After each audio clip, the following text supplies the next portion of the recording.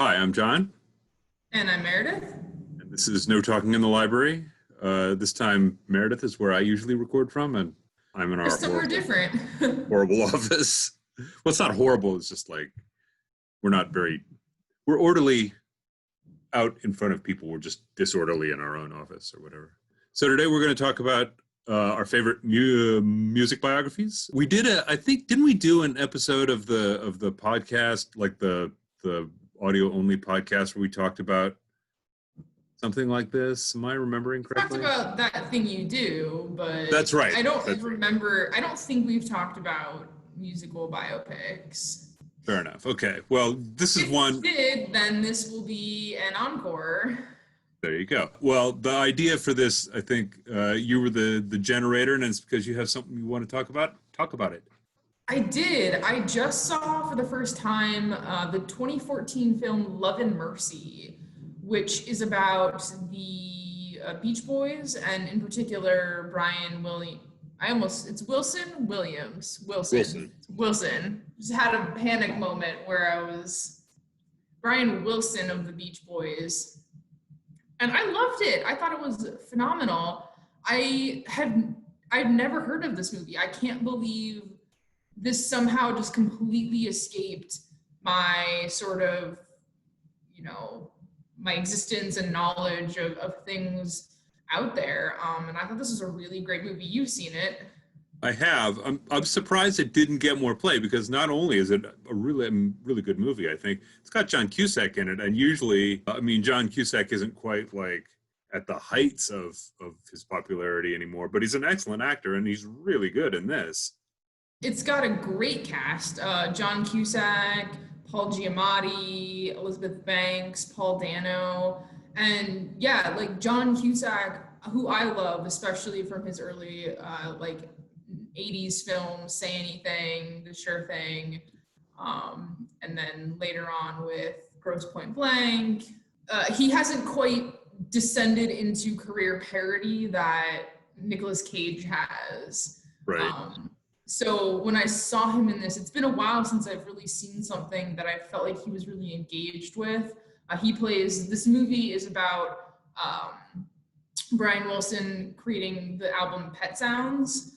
And it's both that time period with Paul Dano as the younger version, and then later on, as he's struggling with his long battle with mental illness, John Cusack plays the older version. And I thought he was wonderful in it. I was really surprised. Yeah, I thought this was a really stellar performance by John Cusack. I've never seen a John Cusack movie where I was like, wow, that was really bad. And that's not something you can really say with very many actors who've done as many films as John Cusack has. I thought it was a really interesting subject matter too. Really, Pet Sounds is, for those of you unfamiliar with the sort of broad scope of the Beach Boys catalog, Pet Sounds was a very weird record by the standards of a band that had put out Good Vibrations and all these songs about hanging out on the beach, surfing and trying to get girls. Pet Sounds is a much more introspective record, a much more sort of musically developed record, and one that really is that gets you into Brian Wilson's internal life in a way that you really would say none of the other Beach Boys records actually ever did. But it's also about Brian Wilson, who's just a really troubled individual. He really had the whole Beach Boys scene was not very cool. The more you know about what their upbringing was like and what the sort of family life of Wilson's was like, it was not a very pleasant upbringing, I think, in a lot of ways, other than being very famous. I've never given the Beach Boys really a second thought. I liked 60s music a lot when I was growing up. I'm fairly familiar with the Beatles and, in terms of the way that their albums sort of pushed the way that music was created in the studios rather than being meant to be performed live. And I'd actually never even listened to Pet Sounds before having watched this movie. And I definitely don't think I would have, if I had listened to it, I wouldn't have realized, what Brian Wilson was doing and what, he was creating, I would have probably just thought it was more, kind of empty surf rock. And Brian Wilson is really a genius, a musical genius, basically, is what I learned. And I had no idea about his mental illness, and he sort of got his kind of life taken over by this very weird psychologist, Eugene Landy, played by phenomenal Paul Giamatti. And just some strange things happened, and I had absolutely no idea when I thought of the Beach Boys. I didn't know any of this. So really, I loved this movie for just, introducing me to something I had no idea about. Yeah, that's something that a really good rock bio can do. If it's about something where you knew the music to begin with, it can give you sort of new ways to look at it. But it can also just take you into kind of music or whatever that you hadn't maybe investigated beforehand or weren't familiar with beforehand, and allow you to sort of see it in a kind of organic way or in a way that you might not if you just listen to Pet Sounds. I mean, it's a great record, but knowing then that, like, what went into making Pet Sounds and the way, it was such a weird record because the Beach Boys had produced this very sort of like bubblegum pop, like really sort of like sparkly melodies and nobody cares about anything and whatever. And then there's Pet Sounds, which is a really deep cut into what Brian Wilson was all about internally, so to speak. So this movie has, skyrocketed up to my list of favorite movies and favorite musical biopics. But how about we talk about other favorites, John? I recently rewatched a movie that came out in 2002 called 24-Hour Party People. And it's about Factory Records, which was a record label that got started in Manchester in the 1970s. They then started a club called the Hacienda, which was the sort of origin of the rave culture, essentially. And it's one of those movies that's interesting for a number of reasons for me, one of which is that I'm interested in these moments when music kind of changes. So just to sort of back up to another musical sort of documentary that I'm interested in, there's a movie called West Way to the World that was done by Don Letts about The Clash. And there's a moment in that movie when he's interviewing Joe Strummer. Joe Strummer had been in this band, the 101ers, which is a sort of pub rock and roll band. And they played at a place called the Nashville Rooms with the Sex Pistols. Sex Pistols opened up for them. And Joe Strummer says about this gig, 5 seconds into their first song, I knew that we were over. I mean, I knew that my band was yesterday's papers and I had to do something else. And then he started The Clash because he had that sort of realization that this is what was really happening. There's another sort of really interesting moment around that same time on the 4th of June, 1976. The Sex Pistols played at a venue in Manchester called the Lesser Free Trade Hall. There were exactly 43 people there at the gig. And it turned out that two of them, Howard Devoto and Pete Shelley, went to form the Buzzcocks. 3 others who were there formed Stiff Kittens, who later turned into Warsaw, who later turned into the Joy Division, who later turned into New Order, one of the biggest like UK pop bands of the 80s, 90s, aughties. And the big sort of medium for this was Factory Records. Factory Records was started by a local media personality played by Steve Coogan in the movie, whose name I can never remember, Tony Wilson. Tony Wilson, he's one of these guys who was at the gig because he thought that he was interested in what was happening with new music and had this realization, like, this is the thing that's happening. This is what's happening right now, and I'm going to be a part of it. And he started a record label. He basically started this club. They made an enormous amount of money. They lost an enormous amount of money, partly because they did things in a kind of poorly thought out kind of way. Like one of the things they talk about is the New Order single Blue Monday, which is one of the biggest selling singles in the history of pop music in the UK. The band had decided they wanted this really crazy like insert. This was back in the days of like vinyl records or whatever. So that the record label lost 15 cents on every copy of it that they sold, and it was the #1 selling record, so they lost a whole bunch of money, although in the long run, they started this club then, and the club also lost a ton of money because they were basically, just sort of doing like, we think this is interesting, so we're going to put it on, even if not that many people want to see it. And it was only sort of as they'd been doing it for a while that they figured out rave culture. And then, so it's a really fascinating movie, and it's done in this really interesting way. It kind of charts British culture from the sort of mid 1970s up into the late 90s or aughties.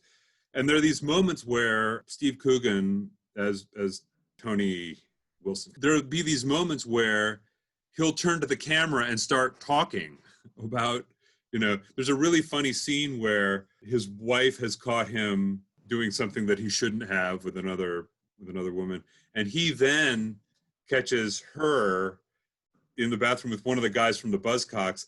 And there's a moment where there's a guy cleaning the bathroom during the whole scene, and it's actually Howard Devoto, one of the members of the Buzzcocks, like in Today time, and he's like, yeah, this never happened. So there's a kind of funny self-referentiality to the movie that I think is really makes it kind of entertaining and tells a story in this way that makes the past and kind of the present time overlap in a way that I think is really cool. Oh, sounds cool. I really like the 2005 James Mangold, Johnny Cash movie, Walk the Line, which I'm sure if anyone is listening to this has probably already seen it. It was a pretty popular movie when it came out. Reese Witherspoon and Joaquin Phoenix were both nominated for Academy Awards. I think Reese Witherspoon even won Best Supporting Actress. They star as Johnny Cash and June Carter. And one of the reasons, this is not just one of my favorite music biopics, it's really one of my top 5 favorite movies of all time. I've watched this movie countless number of times, and the way I describe it when people ask me is that I go through the same sort of emotional high arc, like high and low, as if I was watching it for the very first time. And I think one of the reasons that Walk the Line is such a successful musical biopic, is that it limits sort of its scope of Johnny Cash's life. And I think that's one of the sort of pitfalls of this type of movie.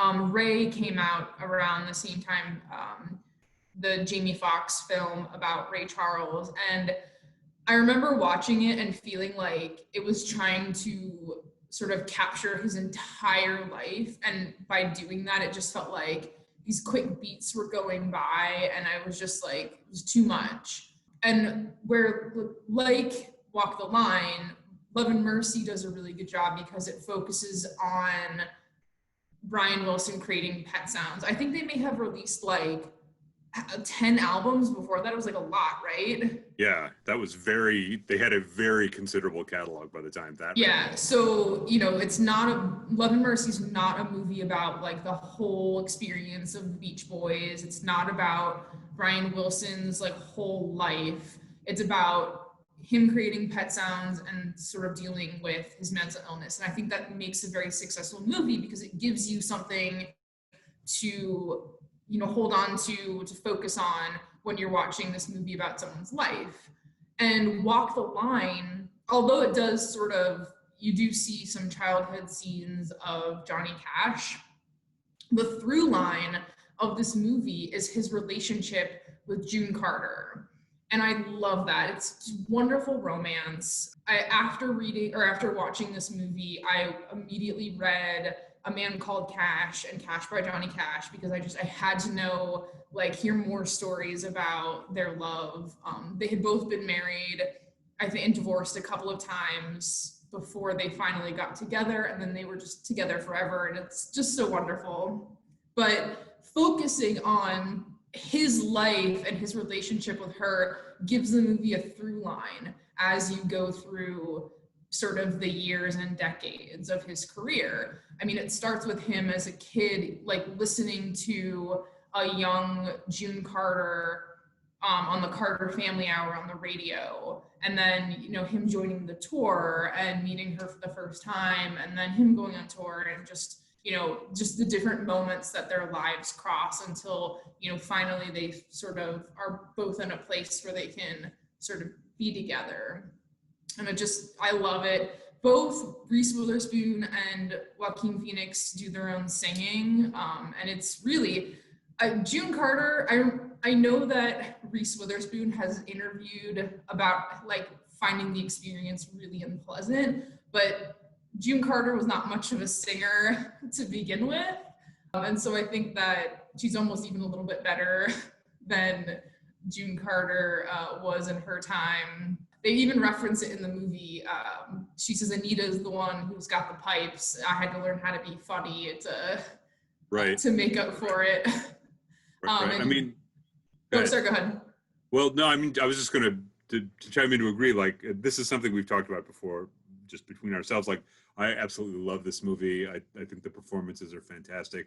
I think you're exactly right, and I hadn't really noticed this until you mentioned it. But you're right. The different, like, if you watch Ray is these like little snippets that kind of give you a sort of little sort of core samples of things that happened to him, whereas the scene structures in Walk the Line are longer and deeper, and you get really into what their relationship was like, the sort of the difficulties in their relationship. Johnny Cash's like pretty severe struggles with drugs and alcohol.